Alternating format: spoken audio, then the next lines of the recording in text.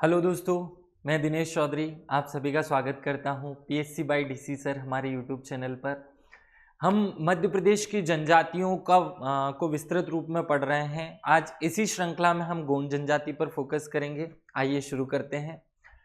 सबसे पहले भगवान गणेश का नाम लेकर श्री गणेशाय नमः बोलते हुए और मेरे शिक्षक सुरेश पटेल सर को याद करते हुए आगे बढ़ते हैं।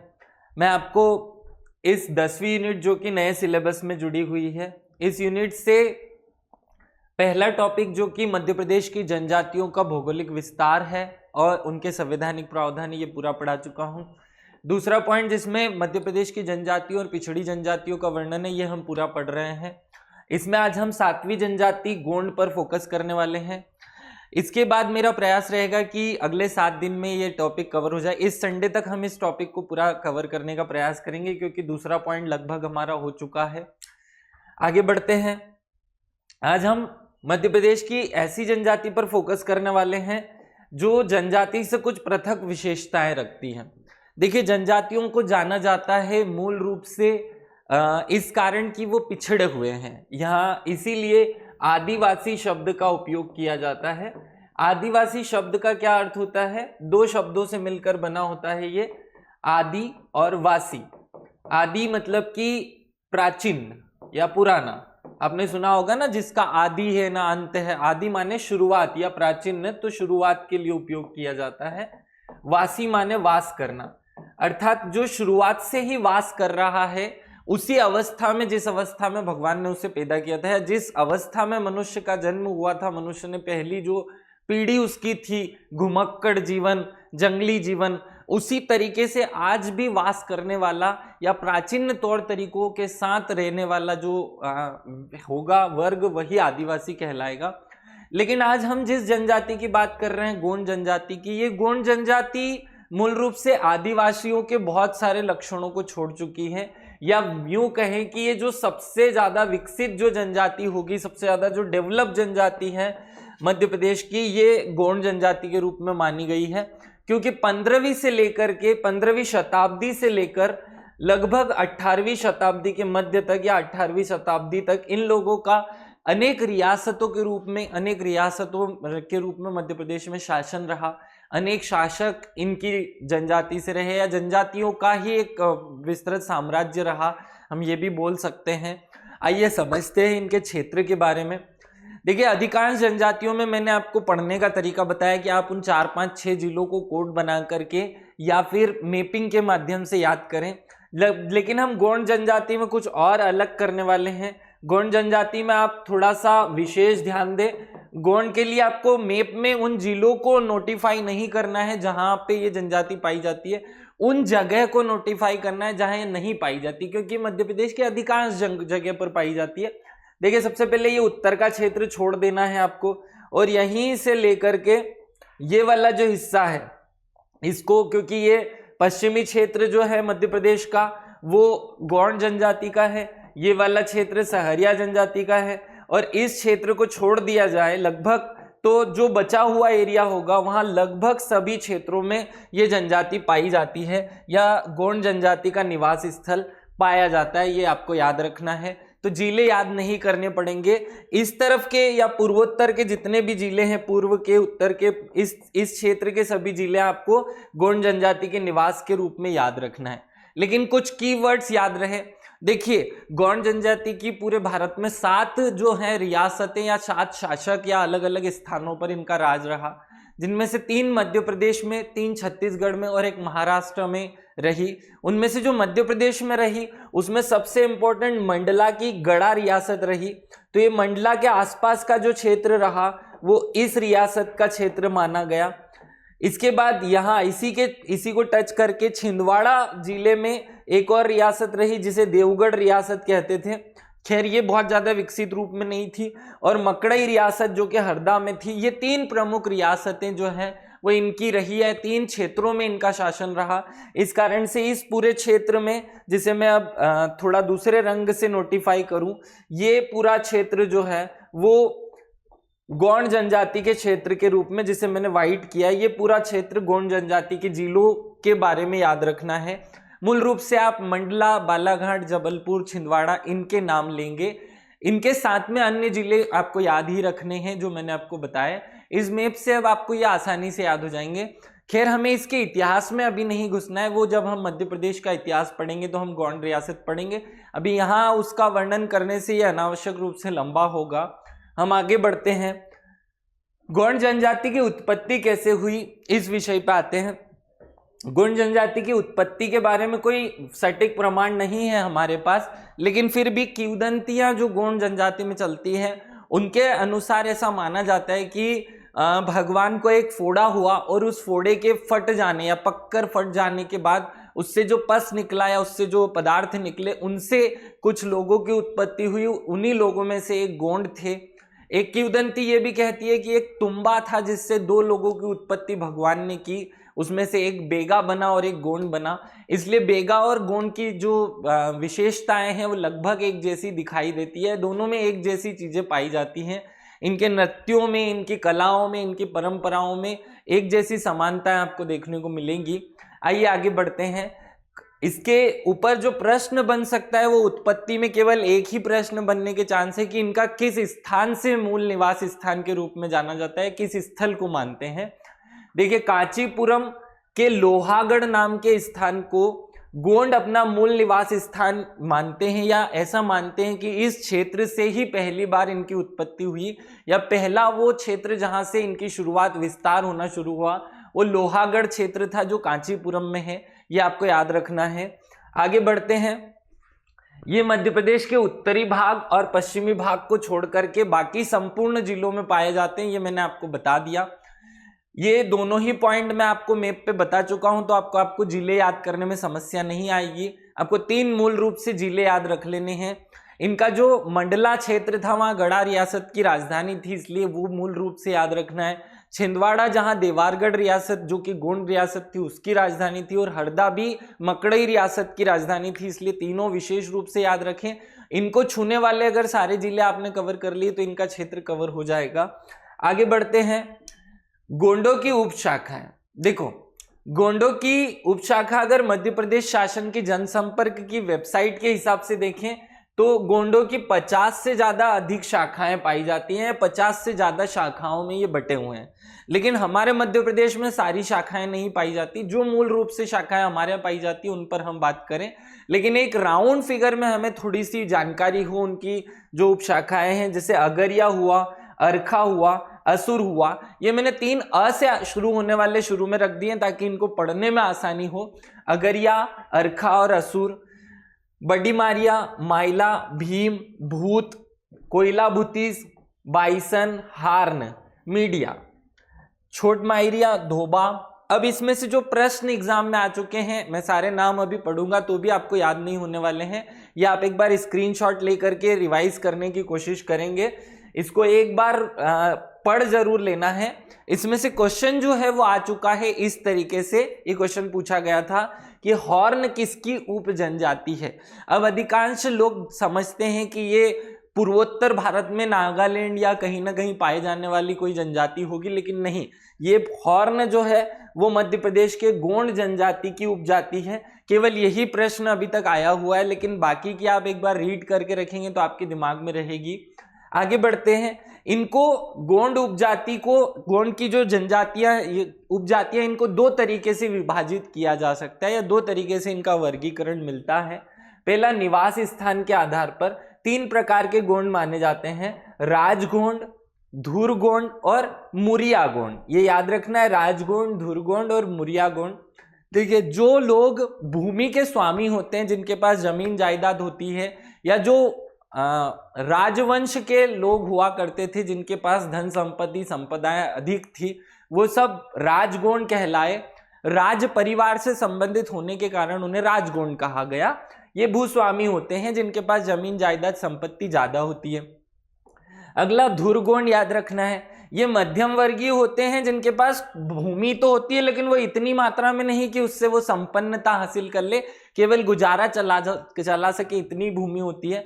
मारिया या मुरिया गोंड, जो कि एकदम पिछड़ी जाति के रूप में मजदूरी करने वाले लोगों का समूह होते हैं। तो 3 नाम याद रखने हैं। राजगोंड याद रखना है, राजा वाले। जो धुरगोंड है वो मध्यम वाले हैं या मध्यम क्षमता रखते हैं, और मुरिया जो है वो निम्न क्षमता वाले। इस प्रकार से इनको 3 भागों में बांटा जाता है। इनको एक और तरीके से उपजाति के रूप में बांटा जा सकता है इनके काम के आधार पर, या जो व्यवसाय ये करते हैं, जो कार्य ये करते हैं, उसके आधार पर भी इनको 3 भागों 4 भागों में बांटा जाता है। वो कौन कौन से, ये इंपॉर्टेंट है। एमपीपीएससी इस पर एक बार क्वेश्चन बना चुका है, आपको इन पर फोकस करना है। अगरिया नाम की उपजाति होती है गोंडों की, जो लोहे का काम करती है, या लोहे की औजार बनाने या लोहे से संबंधित व्यवसाय करने वाली जो है जनजाति, वो अगरिया कहलाती है। याद कैसे रखेंगे? देखो, लोहे को पिघलाने के लिए हमें आग जलानी पड़ती है या अंगारे की जरूरत पड़ती है। कोयले से अंगारा और अंगारे से उस पे हम कोयला जलाते, जो है लोहा जलाते हैं, उसको पिघलाते हैं, उसको शेप देते हैं, तो अगरिया से लोहा जुड़ जाएगा। अगला है प्रधान।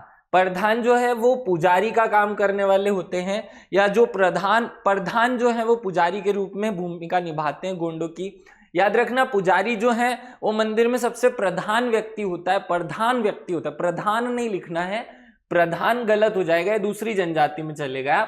आपको प्रधान लिखना है। प्रधान जो है वो प्रधान माने प्रधान, जो पुजारी है वो मंदिर में प्रधान होता है, इसलिए याद रख सकते हैं। ओझा शब्द से ही आसान है, ये याद हो जाएगा। ओझा या जो वैद्य होते हैं वो तांत्रिक क्रिया करके, झाड़ फूक करके लोगों को ठीक करने का काम करते हैं, तो ये ओझा जो है वो तांत्रिक क्रिया करते हैं। 16 हंस जो है वो बढ़ाई का काम करते हैं। देखो, जब किसी की बड़ाई करते हैं हम, तो वो हंस देता है, 16 बार हंस देता है। तो बड़ाई करने पर, किसी की बुराई करोगे तो रो देगा, किसी की बड़ाई करोगे तो हंस देगा।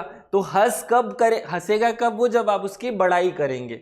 कोयला भूतिस, ये नृत्य गायन का काम करते हैं या नाचने गाने का काम करते हैं। कोयला भूतिस, देखो नाचते गाते हैं रोडों पे तो धूप ज्यादा पड़ती है, कोयले जैसे हो जाते, तो कोयले जैसे भूत कौन हो जाते हैं? जो नाचने गाने का काम रोड पे करते हैं। तो कोयला भूतिस याद हो जाएगा। तो इस तरीके से हमें इनको याद कर लेना है। ये आप आसानी से याद कर चुके होंगे। मैं मानता हूं कि उपजातियों में अब आपको समस्या नहीं आएगी। गोंडों की बोली के बारे में बात करते हैं। देखिए, गोंड जनजाति जो है वो तेलुगु, गोंड शब्द जो है वो तेलुगु के गोंडा शब्द से आया है या गोंडा शब्द से बना है। मूल रूप से ये इसलिए याद रखना है ताकि उसकी भाषा किस परिवार की, आपको ये याद रह जाए, जिसका अर्थ होता है पर्वत। इस गोंडा शब्द का क्या अर्थ होता है? पर्वत। ये जो पर्वत पर रहने वाले लोग थे उन्हीं को गोंड कहा गया। दक्षिण भारत की तमिल भाषा या तेलुगु भाषा या द्रविड़ परिवार की भाषा का ये शब्द है, जिससे हमें इसका अर्थ स्पष्ट हो जाता है। गोंड जो है वो गोंडी भाषा बोलते हैं, जो कि द्रविड़ परिवार की भाषा है। तो ये याद रख लेने से ये अपने आप याद हो जाता है। एक विशेष फैक्ट जो आपको याद रखना है, ये छत्तीसगढ़ के एग्जाम में पूछा जा चुका है। हल्बी और भजरी भाषा किस जनजाति द्वारा बोली जाती है? देखो, जो गोंड है वो मध्य प्रदेश, छत्तीसगढ़ और महाराष्ट्र, इन 3 राज्यों में फैले हुए हैं, और इनमें हल्बी और भजरी भाषा भी बोली जाती है। आपको ये याद रखना है किस जनजाति द्वारा हल्बी भाषा बोली जाती है, भजरी भाषा बोली जाती है या गोंडी बोली जाती है। देखो, गोंड से गोंडी जोड़ना तो बड़ा आसान है और ये सब पढ़ा भी देते हैं, इसमें ज्यादा इंपॉर्टेंस कुछ नहीं है। गोंड से गोंडी वो याद हो जाएगा, लेकिन हलवे कैसे याद रखेंगे, भजरी कैसे याद रखेंगे? तो हलवी और भजरी हमें याद रखना है। याद रख लेना, गोंडी जो है उनकी एक भाषा है हल्बी और भजरी, जो कि कुछ छोटे से क्षेत्रों में बोली जाती है, लेकिन बोली तो जाती है, विशेष तो है हमारे लिए। और ये प्रश्न भी पूछे जा चुके हैं। आगे बढ़ते हैं, जनसंख्या की बात करते हैं। देखो, गोंड भारत की सबसे बड़ी जनजाति है, ये आप लोगों को पहले ही पता है। अगर क्वेश्चन पूछा जाता है कि भारत की सबसे बड़ी जनजाति कौन सी है, तो आंसर होगा गोंड। मध्य प्रदेश की सबसे बड़ी जनजाति कौन सी है, तो आंसर होगा भील। लेकिन मध्य प्रदेश में गोंड जो है वो दूसरी सबसे बड़ी जनजाति मानी जाती है। भारत में प्रथम स्थान है और सेकेंड स्थान है मध्य प्रदेश में, मतलब मध्य प्रदेश की दूसरी सबसे बड़ी जनजाति जो है वो गोंड है। देखिए, आप बार बार मुझसे ये पूछते हैं कि सर आप फ्री में पढ़ाएंगे, निःशुल्क पढ़ाएंगे। आपको मैं कितनी बार बताऊं कि मैं आपको इसी प्लेटफॉर्म पर सारी यूनिट फ्री पढ़ाने वाला हूं। ये जरूर है कि जैसे ही हमने ये निःशुल्क सीरीज शुरू की, उसके बाद अनेक यूट्यूबर्स ने निःशुल्क जो है हमारे कंटेंट में से कुछ कॉपी करके या बहुत सारी चीज़ें कॉपी करके पढ़ाना शुरू कर दिया। इसे भी हम अपनी सफलता ही मानते हैं। आपको धैर्य बनाकर रखना है। मैं रोज एक एक वीडियो अपलोड करने की कोशिश करता हूं और इसी सीरीज में हम अगले इस संडे तक इस पूरी यूनिट को 10वीं यूनिट को कवर कर लेंगे। उसके बाद हमारा प्लान है कि हम क्वेश्चन सीरीज शुरू करें, तो रोज एक बड़े वीडियो में हम 200-400 क्वेश्चन इस गोंड जनजाति या जो जनजाति वाला यूनिट है इस पर कवर करेंगे। मेरा प्रयास है कि ऑनलाइन में लाइव आप सब लोगों के साथ जुड़ सकूं, तो जो लोग मेरे साथ लाइव जुड़ना चाहते हैं वो कमेंट करके बताएं। अगर उनकी संख्या अधिक होगी या ठीक ठाक संख्या में रहेंगे तो हम प्रयास करेंगे कि लाइव सेशन अरेंज किया जाए जिसमें हम इन जनजाति वाले चैप्टर के सारे क्वेश्चन आंसर सॉल्व करें। आइए मूल विषय पे आते हैं। गोंड जनजाति की जो जनसंख्या है वो 2011 की जनगणना के अनुसार 50.93 लाख है। आप 50 लाख भी बोल देंगे तो चलेगा, 51 लाख भी बोलेंगे तो चलेगा, जो कुल जनसंख्या का 1/3 है। देखिए हमें पता है कि टोटल जनसंख्या 7.26 करोड़ है मध्य प्रदेश की, जिसमें से 1.5 करोड़ जो है वो जनजाति की जनसंख्या है और इस 1.5 करोड़ में से भी 50 लाख किसकी जनसंख्या है? गोंडों की जनसंख्या है। सबसे ज्यादा किसकी है? भीलों की, जो कितनी है 59.3, 59 ही कर दीजिए, 59 लाख। तो गोंड जनजाति मध्य प्रदेश की तीसरी 1/3 जनसंख्या का प्रतिनिधित्व कर लेती है, जनजातीय जनसंख्या का। जनजाति की कुल जनसंख्या का 33% जो है वो इस जनसंख्या का है। गोंडों की सर्वाधिक जनसंख्या छिंदवाड़ा जिले में पाई जाती है और वो कितनी है? 6.2 लाख। देखो भीलों की सबसे ज्यादा जनसंख्या झाबुआ में पाई जाती है जो 12 लाख है। गोंडों की सबसे ज्यादा जनसंख्या छिंदवाड़ा में पाई जाती है जो 6 लाख है। तो राउंड ऑफ है ये 6 और 12, इसलिए याद करना आसान होगा। मंडला, बैतूल, सिवनी में जनसंख्या 4 लाख से अधिक है, या ये 3 ऐसे जिले हैं जहां 4 लाख से अधिक जनसंख्या पाई जाती है। वर्तमान में गोंड समुदाय में 60% लोग साक्षर हैं, और ये पॉइंट मैं इसलिए बता रहा हूं क्योंकि ये क्वेश्चन पूछा जा चुका है। एमपीपीएससी नहीं, सीजीपीएससी ये पूछ चुका है कि गोंड जनजाति का साक्षरता प्रतिशत क्या है। गोंड जनजाति का साक्षरता प्रतिशत 60 है, जो जनजातियों का जो औसत साक्षर प्रतिशत है, साक्षरता का प्रतिशत है 50, उससे 10% ज्यादा है। देखो कुल जनजातियों की साक्षरता दर देखी जाए तो 50% है, उसमें गोंड जो है वो 60% साक्षर हैं, या गोंडों में साक्षरता का प्रतिशत 60% है। आपको ये याद रखना है, इंपॉर्टेंट पॉइंट है। आगे बढ़ते हैं, इनके संस्कार या रीति रिवाज की बात करते हैं। देखिए आदिम समूह गोंड अपने रीति रिवाज और परंपराओं से बंधा हुआ है। इनमें बहुत छोटी छोटी सी अनेक परंपराएं चलती हैं, इनकी बात कर लेते हैं। देखिए जब भी बच्चे का जन्म होता है तो 2-3 दिन बाद उसे ध्रुव तारा दिखाया जाता है। ध्रुव तारे को दिखाने के लिए एक छोटी सी रस्म की जाती है, तो ध्रुव दिखाई ये बोला जाता है उसे। आप याद नहीं भी रखेंगे तो ध्रुव तारे से बस जोड़ लीजिए। ध्रुव दिखाई या ध्रुव तारा दिखाने की परंपरा किस जनजाति में है? गोंड जनजाति में है। आगे बढ़ते हैं, बच्चे के जन्म पर सोहार या दादेर गीत गाए जाते हैं, ये याद रखना है आपको। सोहार गीत किस जनजाति में बच्चे के जन्म पर गाए जाते हैं? वो गोंड जनजाति में गाए जाते हैं। या सीधा पूछा जाए सोहार गीत या दादेर गीत कब गाए जाते हैं? बच्चे के जन्म पर गाए जाते हैं, ये आपको याद रख लेना है, जोड़ लेना आप।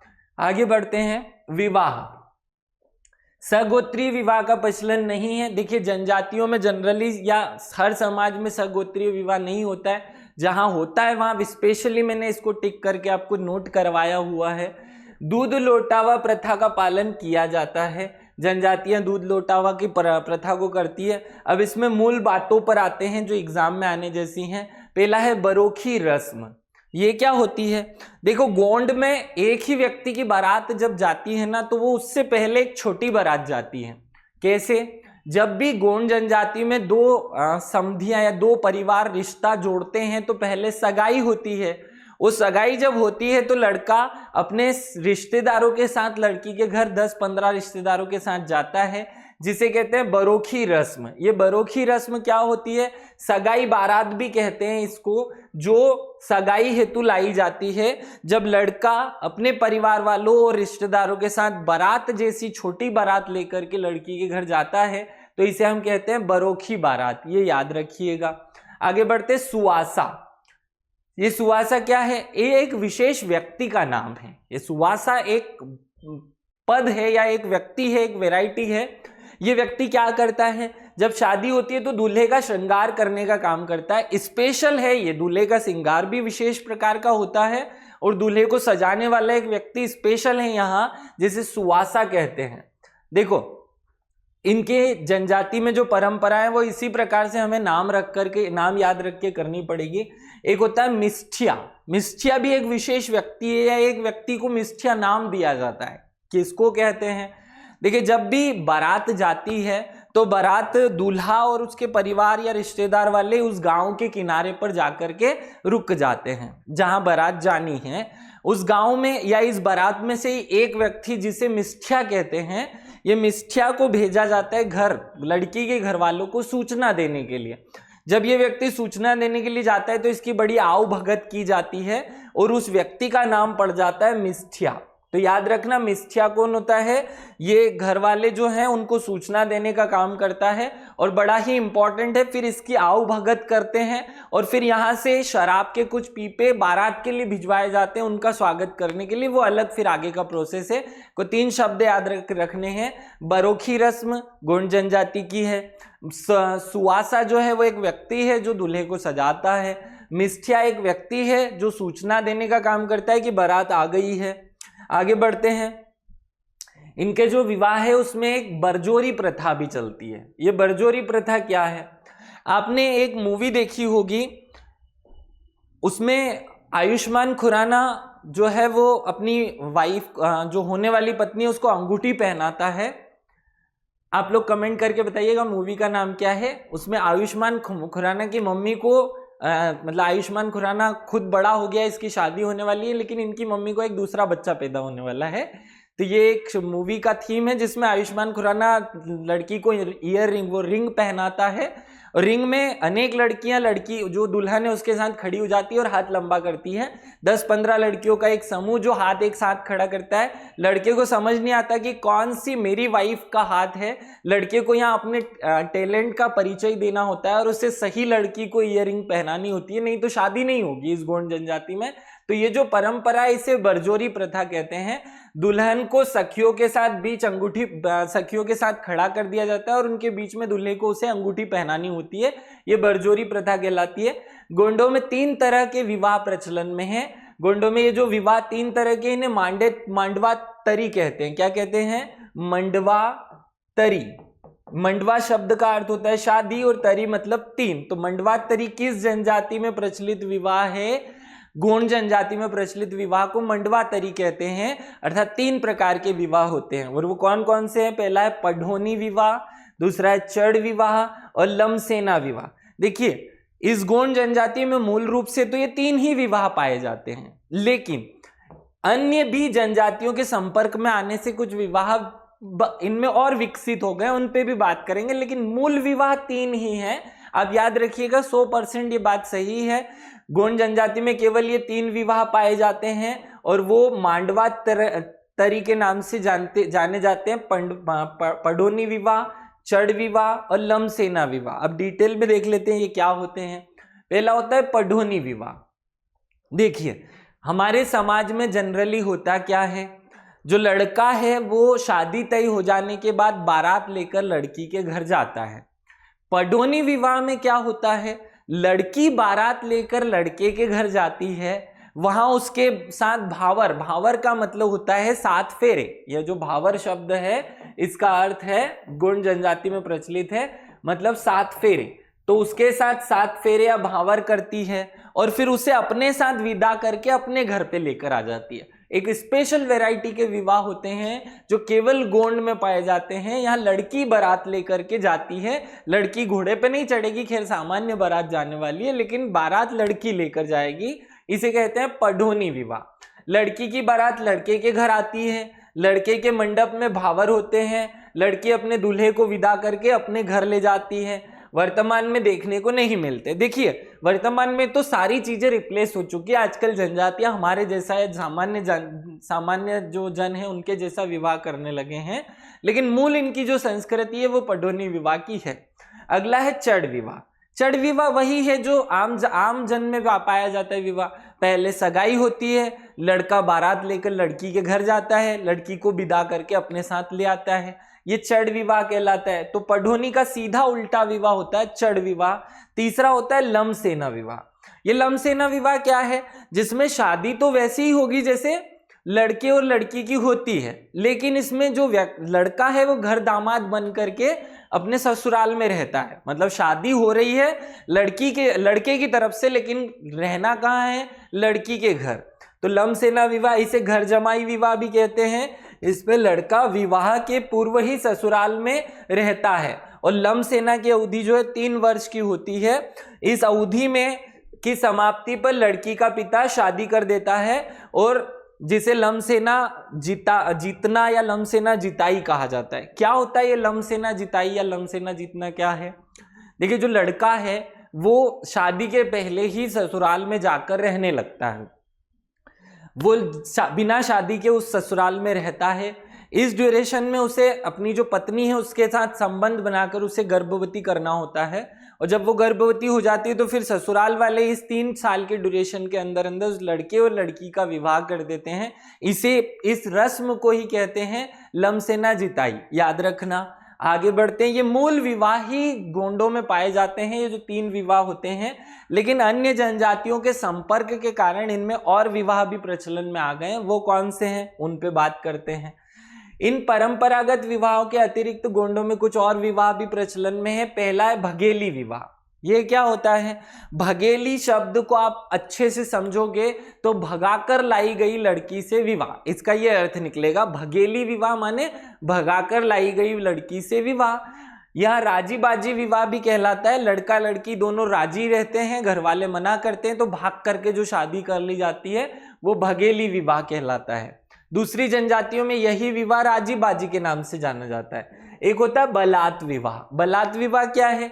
लड़का जबरन लड़की को अपने घर में घुसा लेता है और हाट बाजार में उसे हल्दी लगा देता है या हल्दी छिटक देता है। समझना ध्यान से, गोंड जनजाति में विशेष रूप से ये प्रथा प्रचलन में है कि यदि कोई लड़का किसी लड़की को हल्दी लगा दे तो ये मान लिया जाएगा कि उस लड़के ने उस लड़की को अपनी पत्नी के रूप में स्वीकार कर लिया है और दोनों के बीच शादी हो जाने वाली है या दोनों को शादी कर लेनी चाहिए। तो ये लड़कियों को बचकर रहना पड़ता है। गोंड जनजाति की लड़कियों को वो दूसरे लड़के से हल्दी नहीं लगवाती हैं। यह हल्दी लगाने पर विवाह मान लिया जाता है कि विवाह हो गया। तो ये एक बलात विवाह क्या चीज है? देखो, किसी लड़की से जबरदस्ती विवाह कर लेना या उसके ऊपर हल्दी छिटक देना बिना उसकी इच्छा के या बिना उसकी मंजूरी के और इनडायरेक्ट तरीके से, अप्रत्यक्ष तरीके से उससे विवाह करना, जबरदस्ती विवाह करना बलात विवाह कहलाता है। ये याद रखना। विधवा विवाह आप जानते हैं, जब भी किसी लड़की का पति मर जाता है तो उसकी जो दूसरी शादी होती है वो विधवा विवाह कहलाता है। एक होता है रखेली विवाह। जब कोई पुरुष अपनी पत्नी के जीवित होते हुए दूसरी लड़की से बिना विवाह के संबंध बना लेता है या उसके साथ रहने लगता है तो उसे कहते हैं रखेली विवाह। ये गोंडों में प्रचलन और मुख्य विवाह है। मूल रूप से 3 विवाह प्रचलन में है। 4 अन्य विवाह भी हमने पढ़ लिए जो परंपरागत तो नहीं थे लेकिन बाद में इनमें जुड़ गए। आगे बढ़ते हैं। विवाह, इसी विवाह में ये याद रखना कि विवाह में कुछ विशेष परंपरा की जाती है, कुछ विशेष परंपराएं की जाती हैं। और वो क्या है? देखिए, जब भी बारात आती है तब बांस छिकाई, समधी मिलोकी और बाजा मिलान, ये 3 परंपराएं या जो प्रथाएं वो गोंडों में प्रचलन है। 3 नाम याद कर लीजिए पहले तो। पहला क्या है? बांस छिकाई, याद रखना। बांस छिकाई, बारात आई है लड़के की तो दोनों समधी आमने सामने खड़े हो जाएंगे और पहला काम जो करेंगे बारात आ जाने पर वो होगा बांस छिकाई। क्या होगा? बांस छिकाई। दूसरा समधी मिलोकी। क्या होता है? समधी मिलोकी। और तीसरा है बाजा मिलान। ये याद रखना। बारात आने पर ये 3 परंपराएं की जाती है, प्रथाएं की जाती हैं।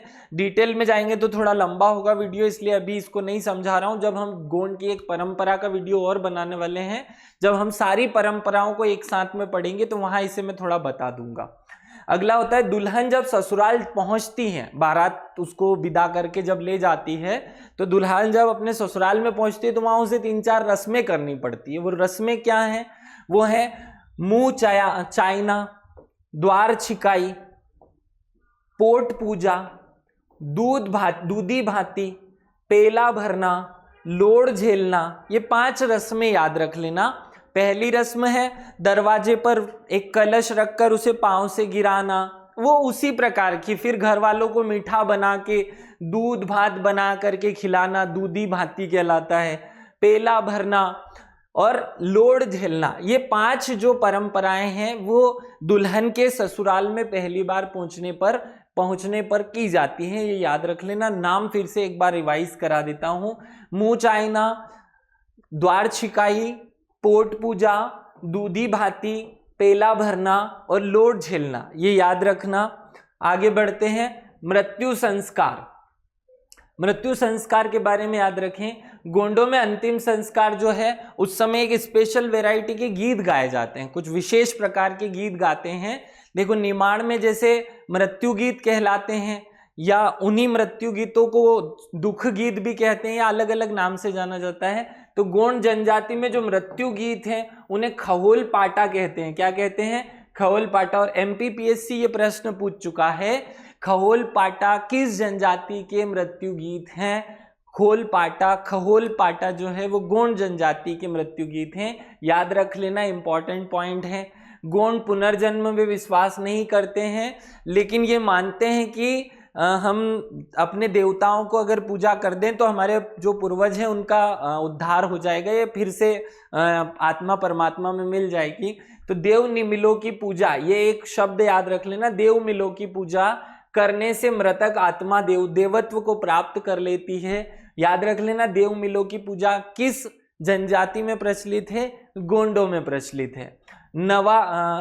नवाखानी जो उत्सव है वो गोंड अपने पितरों को समर्पित करते हैं, ये मानते हैं। देखो नवाखानी उत्सव होता क्या है, जब भी नई फसल आती है, फसल पक जाती है, तो उसकी कटाई होने के बाद जो पहली फसल घर में आती है उसका भोजन बनाकर या उससे अच्छे अच्छे पकवान बना करके देवताओं को चढ़ाना, इस दिन सब लोग त्योहार मनाते हैं, उसे नवाखानी कहते हैं।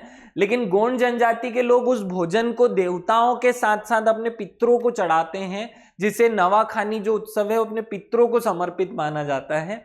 गोंड जनजाति में अग्निदाह और दफनाना, ये दोनों ही प्रथाएं प्रचलन में है। किसको दफनाते हैं, किसको जलाते हैं, समझ लेते हैं। स्वाभाविक मृत्यु हो जाने पर व्यक्ति को अग्निदाह किया जाता है। जैसे एक आदमी सामान्य रूप से जीवित है, कुछ कारण से उसकी मृत्यु हो गई तो उसका अग्निदाह करेंगे। लेकिन अगर कोई गंभीर महामारी जैसे कि कोविड-19 हो गया, हैजा हो गया, प्लेग हो गया, ऐसी जो महामारी से कोई व्यक्ति मर जाता है तो उसे दफनाते हैं ये लोग। याद रखना, इस समय एक विशेष प्रथा की जाती है जिसे 10 गात्रा कहते हैं। क्या कहते हैं? 10 गात्रा। और ये छत्तीसगढ़ की PSC में पूछा हुआ प्रश्न है। 10 गात्रा किस जनजाति में प्रचलित परंपरा है? 10 गात्रा जो है वो गोंड जनजाति में की जाती है। याद रखना, 10 गात्रा शब्द बहुत फोकस कर लो, 10 गात्रा। आगे बढ़ते हैं। पर्व और त्योहार। देखिए हर एक जनजाति की तरह गोंड जनजाति में भी कुछ पर्व त्योहार प्रचलन में है। हम मूल जो विशेष चीजें उन पर फोकस कर लें। आप लोगों के लिए मैं अच्छे से इस कंटेंट को प्रिपेयर कर रहा हूं। मेरी प्रयास रहता है कि कोई भी फैक्ट या ऐसा कम से, देखिए फैक्ट तो इतने सारे हैं गोंड जनजाति के, जिन्हें मैं सारे कवर करूं तो ये वीडियो 5 घंटे का हो जाएगा। लेकिन मेरा प्रयास है कि मैं ऐसे सारे फैक्ट डाल दूं जो एग्जाम में आने जैसे हैं। एग्जाम में आने जैसे हर एक फैक्ट को मैं इस वीडियो में कवर करने की कोशिश करता हूं। आप लोग निश्चिंत होकर इनसे पढ़ सकते हैं, अपना अच्छा सा नोट्स बना सकते हैं। अगर आप अपने हाथ से लिख करके नोट्स बनाएंगे तो उसके याद रहने की ड्यूरेशन ज़्यादा होती है। आपको ये वीडियो देखकर अगर अच्छा लगता है, आप सेटिस्फाई हैं कि हाँ ये डाटा से हमारा काम चल जाएगा, मेरा पढ़ाना अगर आपको समझ में आ रहा है, तो आप कमेंट कर सकते हैं। एक विशेष बात, देखिए इस प्लेटफॉर्म पर अभी मैं जो भी वीडियो बनाता हूँ वो 1-2 हज़ार लोगों तक पहुँच रहा है।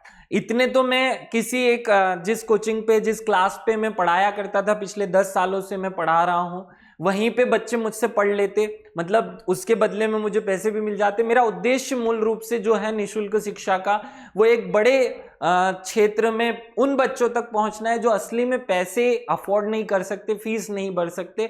वहां तक मैं अभी पहुंच नहीं पा रहा हूं।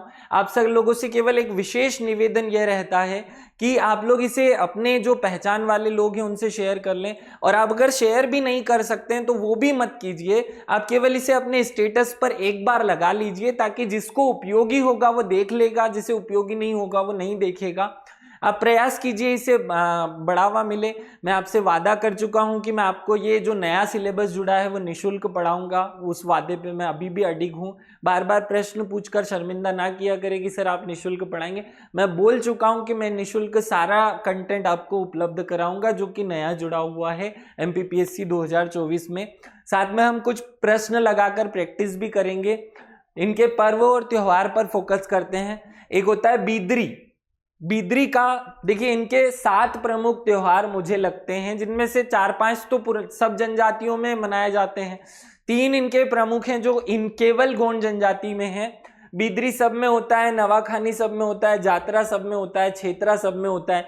बाकी बचे हुए 3 इसी में विशेष हैं। इनके बारे में बात कर लेते हैं। पहला है बीदरी। बीदरी या बीदरी शब्द का गोंड भाषा में अर्थ होता है बादल, बादल का छा जाना।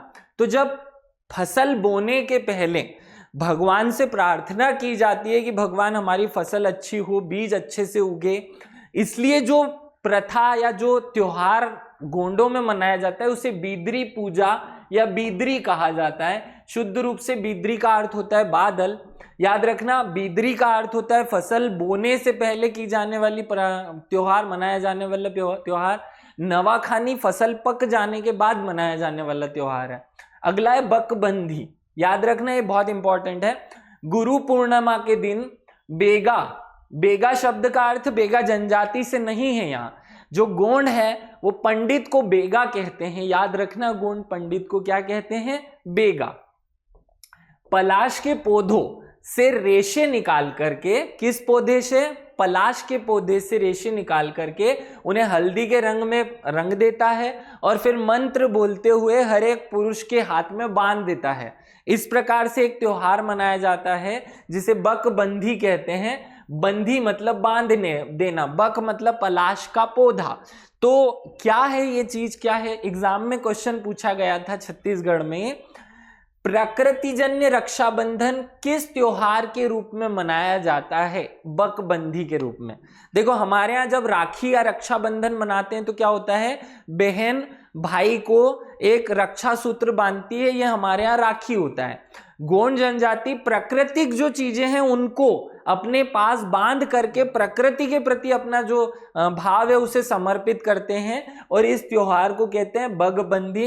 इस दिन बहुत अच्छे से एक जुलूस निकाला जाता है, नृत्य होते हैं, बहुत कुछ होता है, खाना पीना होता है, सब कुछ होता है। लेकिन बकबंधी की मूल बात आप याद रखें, प्राकृतिक रक्षाबंधन के रूप में बकबंधी जाना जाता है।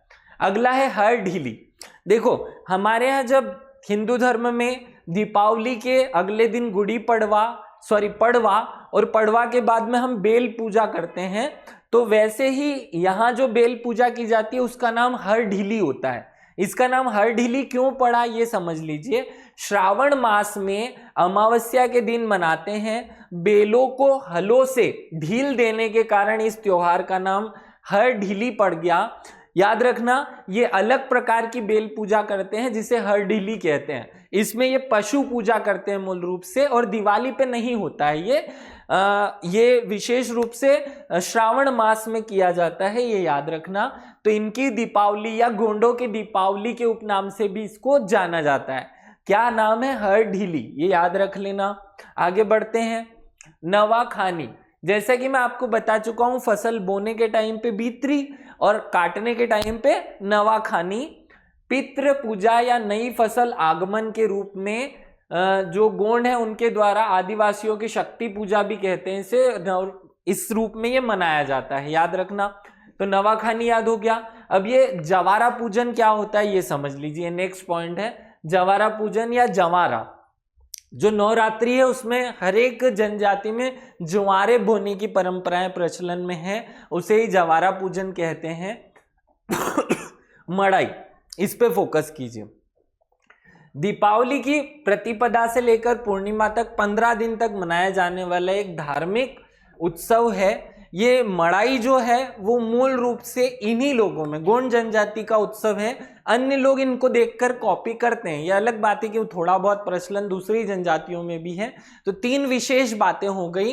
पहला हुआ, अभी मैंने आपको बताया, बकबंधी, हरढीली और मड़ाई। ये 3 विशेष याद रखिएगा किसके उत्सव हैं, ये गोंडों के उत्सव हैं।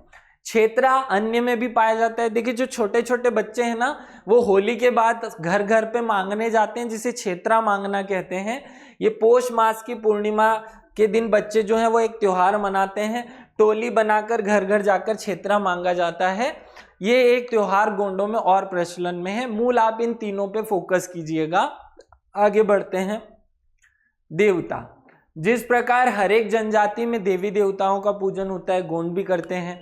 पहला है बड़ा देव, सबसे बड़े और व्यापक देवता हैं। भगवान शंकर के रूप में इनकी पूजा की जाती है। मैं आपको अलग अलग तरीके से बार बार बता चुका हूं। बड़ा देव माने शंकर भगवान की पूजा होती है। ये क्वेश्चन पूछा जा चुका है, बड़ा देव किस रूप में पूजे जाते हैं? भगवान शंकर के रूप में पूजे जाते हैं। ठाकुर देव ग्राम देवता के रूप में, गांव के रक्षक के रूप में पूजे जाते हैं। नारायण देव ये घर की देहली पर होते हैं और घर की रक्षा के लिए इनकी पूजा की जाती है। धमसेन देव ये बड़े देव के साथ में रहने वाले, जैसे भेरू बाबा जैसे एक देवता है जिनका ओटला जो है वो बड़े देव के पास में या उसी ओटले पर धमसान देव का बोटला भी बनाया जाता है। तो धमसेन देव और बड़ा देव साथ में पूजे जाते हैं, ये याद रख लेना। गोत्र, देखिए गोंडों में जो आंतरिक संबंध है वो गोत्र प्रथा पर प्रचलन में है, लेकिन गोंड जो है वो गोत्र को गोत्र नहीं कहते। तो क्या कहते हैं? गोंड जो है वो गोत्र को कुर कहते हैं। क्या कहते हैं? कुर। याद रखना ये शब्द, कुर। गोत्र को क्या कहते हैं? कुर। और देव उपासना के आधार पर इनमें 7 गोत्र का प्रचलन है, और जो मध्य प्रदेश में उपजातियां पाई जाती है उसके हिसाब से 80 गोत्र का प्रचलन है। तो गोत्रों के नाम नहीं पढ़ने हैं क्योंकि बहुत ज्यादा है, लेकिन ये याद रखना है कि गोत्र को ये कुर कहते हैं। आगे बढ़ते हैं। सामाजिक व्यवस्था, देखो इनमें जो सामाजिक व्यवस्था है वो पंचायत पर आधारित है, लेकिन वो अब विकृत रूप ले चुकी है। तो उसमें जो मुकद्दम होता है वो क्या होता है? जो गांव का मुखिया होता है उसे मुकद्दम कहा जाता है। एक और विशेष बात कि इसे गोटिया भी कहा जाता है। ये प्रश्न पूछा जा चुका है। गोटिया किस जनजाति में मुखिया का उपनाम है? गोंड जनजाति में गोटिया कहा जाता है, याद रख लेना। बरुआ, बरुआ जो है वो पंडा होता है, पूजा पाठ करने का काम करता है। चौकीदार, कोटवार जो है वो चौकीदार का काम करता है। और गुनिया जो है वो क्या होता है? गुनिया जो है वो तंत्र मंत्र वाला काम करता है। तो इस प्रकार से ये 4 लोग मिलकर के सामाजिक व्यवस्था, साथ में फिर आमजन होते हैं, वहां क्या प्रचलन में वो भी बात करते हैं। महुए को गोंड देव अन्न कहते हैं, और ये प्रश्न पूछा जा चुका है इसलिए फैक्ट में शामिल किया है। गोंड जनजाति किसे देव अन्न कहते हैं? गोंड जनजाति नहीं, अगर सामान्य रूप से भी आपसे पूछा जाए कि किस अनाज को देव अन्न कहा जाता है, तो जो महुआ है इसे देव अन्न कहा जाता है। क्या कहा जाता है? देव अन्न कहा जाता है, याद रखना। क्योंकि महुआ पी लेने के बाद में आदमी को देव की जरूरत ही नहीं पड़ती, खुद ही देव बन जाता है, तो देव अन्न हो जाता है ये, इसलिए याद रख लेना। पेज जो है वो गोंडों का सर्वाधिक प्रिय भोजन है, याद है हमें, ये अन्य जनजातियों में भी प्रचलन में है। इनका मुख्य आहार कोदो का भात होता है। कोदो एक मोटा अनाज है जिसे अभी वर्तमान में बढ़ावा दिया जा रहा है, तो कोदो जो है उसका भात इनको बहुत ज्यादा पसंद होता है। रात्रि में जो भोजन करते हैं ये गोंड लोग उसे बियारी कहते हैं। ये प्रश्न भी पूछा जा चुका है, याद रखना। गोंडों के रात्रि भोजन को बियारी नाम से जाना जाता है। आगे बढ़ते हैं। सामाजिक व्यवस्था, एक विशेष व्यवस्था है लोरूकाज या लरकाज उत्सव भी बोलते हैं। देखिए शब्दावली में थोड़ा हेरफेर दिखता है, लोरूकाज, लोरकाज ऐसे शब्द मिले तो आप समझना एक ही है, क्योंकि जनजाति की कोई भी बात वो खुद बोलेगा तो उसका जो व्यक्ति सुनने वाला है उसको थोड़ा अच्छे से स्पष्ट नहीं सुनाई देगा, क्योंकि इनकी भाषा थोड़ी अलग होती है। तो गोंड द्वारा जो सुअर की बलि दी जाती है उसे हम लोरूकाज कहते हैं। ये स्पेशल बात है, किसी और जनजाति में ये प्रचलन में ही नहीं है। तो लोरूकाज या लोरकाच जो है वो एक विशेष प्रकार का उत्सव है जिसमें गोंड जो है वो सूअर की बलि देते हैं। सूअर को वैसे बलि के रूप में उपयोग नहीं किया जाता, खाते तो अधिकांश जनजातियां हैं सूअर को, या जंगली सूअर का शिकार करके खाते हैं, लेकिन ये इस सूअर की बलि देते हैं, ये विशेष बात है। गोंडों के जो समूह हैं उनको पारी कहा जाता है, यहाँ घर के समूह नहीं है, गोंड लोगों के जो ग्रुप बने हुए उन्हें पारी कहते हैं, ये याद रख लेना। देखो जैसे अलग अलग प्रकार के ग्रुप होते हैं ना, जैसे कि व्यापारियों का एक ग्रुप है, ऐसे गोंडों का जो समूह है उसे पारी कहा जाता है। इनके घर में जो कमरे होते हैं उसे कुरई कहा जाता है। घर तो इनके वैसे ही होते हैं सामान्य, लेकिन अब विकास के कारण इनके भी पक्के घर होने लगे हैं। जो प्रधानमंत्री आवास योजना उसका लाभ भी इन तक पहुंच रहा है, तो सर्वाधिक लोगों ने पक्के घर गोंड जनजाति में बनाए हैं। मेहमानों के लिए जो घर में कमरा होता है उसे बैठा बंगला या बेठ बंगला कहते हैं, ये याद रख लेना। बैठा बंगला या बेट बंगला किस जनजाति का है?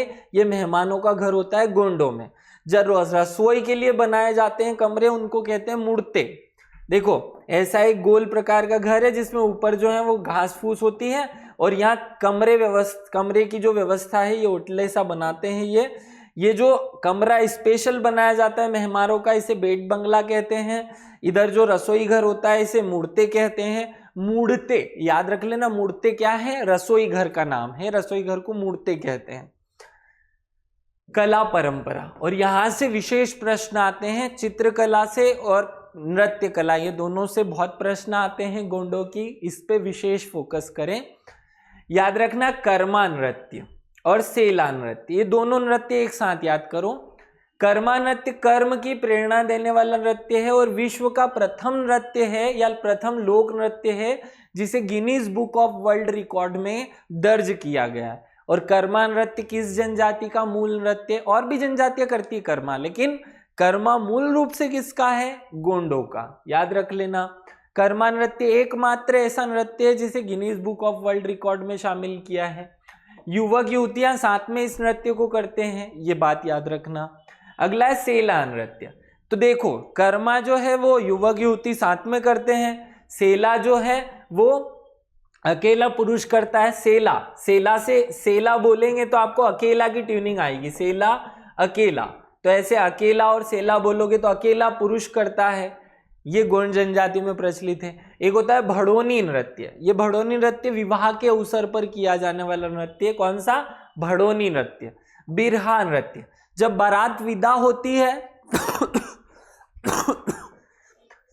और बारात विदा माने लड़की के घर से बारात विदा नहीं होती है, जब लड़के के घर से जब बारात जाने के लिए घर से निकलती है, तो जब ये निकलने के टाइम पे जुलूस जैसा जो नृत्य प्रोसेशन के फॉर्म में जो नृत्य करते हैं वो बिरहा नृत्य होता है। एक होता है सजनी नृत्य, ये सजनी गीत जो है, सजनी नृत्य भी और गीत भी है, सजनी गीत और सजनी नृत्य एक साथ किए जाते हैं। अगला है सुवा नृत्य, फसल पकने पर सुवा नृत्य किया जाता है, ये याद रख लेना। फसल पकने पर हम नवाखानी उत्सव मनाते हैं और नवाखानी उत्सव के साथ कौन सा नृत्य होता है? सुवा नृत्य, याद रखना। आगे बढ़ते हैं, भित्ति चित्रकला। आपने सुना है नोह डोरा, एमपीपीएससी पूछ चुका है। गोंड चित्रकला, डिगना और पाटनगढ़ चित्रकला, ये 4 प्रकार की चित्रकला के नाम मैं आपको बता रहा हूं। कौन कौन सी चित्रकला है? पहली है नोह डोरा। नोह डोरा में क्या होता है? ऐसे लाइनिंग खींच करके चित्र बनाए जाते हैं। ये ऐसे प्रकार के जो चित्र हैं या ऐसे प्रकार के एक जैसे जो चीजें बना करके जो लाइनिंग के रूप में जो चित्र होते हैं वो नोह डोरा है। खैर ये अलग बात है कि एमपीपीएससी ने एक ही आंसर माना, लेकिन ये बेगा और गोंड दोनों में प्रचलित चित्रकला है, याद रख लेना। रेखाओं का व भित्ति चित्रों, रेखाओं द्वारा भित्ति चित्र अलंकरण। एक गोंड चित्रकला स्पेशल है जिसमें जनरली ये मोर, चिड़िया और उड़ने वाले पक्षियों को बना करके चित्र या उनके चित्र बना करके चित्र बनाते हैं, तो उसे कहते हैं गोंड चित्रकला। एक होती है डिगना चित्रकला। ये डिगना चित्रकला भी किसमें प्रचलित है? गोंडों में प्रचलित है, याद रखना। नोह डोरा, गोंड चित्रकला, डिगना चित्रकला और पाटनगढ़ चित्रकला। तो ये पाटनगढ़ चित्रकला और डिगना चित्रकला क्या है समझ लो। ये जो बड़ा मोर है ना उसी को बड़ा कर दिया जाएगा और उसके आसपास छोटे छोटे मोर बना दिए जाएंगे, तो उसे कहते हैं पाटनगढ़ चित्रकला। आप बोलते हो वीडियो दिखा दो, तो आप ये गूगल करेंगे तो मिल जाएगा। पाटनगढ़ चित्रकला और डिगना चित्रकला के फोटो अवेलेबल है गूगल पे। तो ये दोनों याद रखना, नोडोरा, गोंड चित्रकला, पाटनगढ़ चित्रकला और डिगना चित्रकला, ये चारों किसकी चित्रकला है? ये गोंडों की चित्रकला है। और इनके प्रमुख चित्रकारों के नाम याद रख लो, नर्मदा प्रसाद टेकाम, आनंद सिंह श्याम, आगे लकर सिंह श्याम, कलाबाई, जनगढ़ सिंह श्याम। ये बहुत इंपॉर्टेंट व्यक्ति है जनगढ़ सिंह श्याम। मैं जनगढ़ सिंह श्याम के बारे में बता दूं कि जो भारत भवन बनाया गया है उसमें चबूतरे पर जो पेंटिंग है वो जनगढ़ सिंह श्याम द्वारा की गई है, और उन्होंने ये नोडोरा और इन गोंड चित्रकला का कॉम्बिनेशन वहां पर बनाया है, याद रखना। तो ये जो जनजाति के लोग हैं इनके बारे में तो मैं एक अलग से वीडियो बनाऊंगा जिसे जनजाति व्यक्तित्व नाम से टॉपिक में भी शामिल किया गया है। अब इसकी चिंता ना कीजिए, मैं ये इसको पूरा कवर कर लूंगा, या इनके बारे में पूरा खोद कर डिटेल में हम बात कर लेंगे। इनके लिए विचार नहीं करना है, अभी केवल नाम याद कर लो और इन 4 चित्रकलाओं के नाम याद रख लेना। इस चित्रकला वाले चैप्टर में से ये क्वेश्चन आ चुके हैं। गोंड गोंडवाना प्रिय जनजाति है, देखिए सारी जनजाति गोंडवाना प्रिय है। गोंड और बेगा दोनों में बाड़ी जनजाति की महिला गोदने का काम करती है। कौन सी जनजाति की? बाड़ी, जिसे हम बदनीन कहते हैं। याद रखना, ये बदनीन कौन है? बदनीन एक महिला का नाम होता है जो घर घर जाकर के गोदने या गुदवाने का काम करती है। ये विशेष प्रकार की महिलाएं होती हैं। 5 रुपए से लेकर 50 रुपए लेती है और खुद के रंग से ये वो गोदने का काम करती है। याद रख लेना, गोंड में बहुत ज्यादा गुदवाना प्रचलन में है।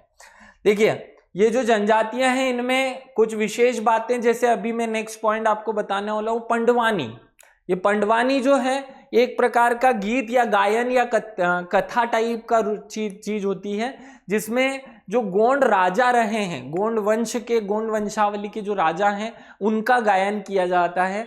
मैं आपको फिर से बोलूं कि अगर आपको ये वीडियो अच्छा लगता है तो आप अपने भाव कमेंट के माध्यम से प्रकट कर सकते हैं, लेकिन याद रखिए थैंक्स बोलने से ज़्यादा अच्छा होगा आप इस वीडियो को अपने स्टेटस पे रखें और उन लोगों तक फैलाएं जिनको वास्तव में इन वीडियो की ज़रूरत है।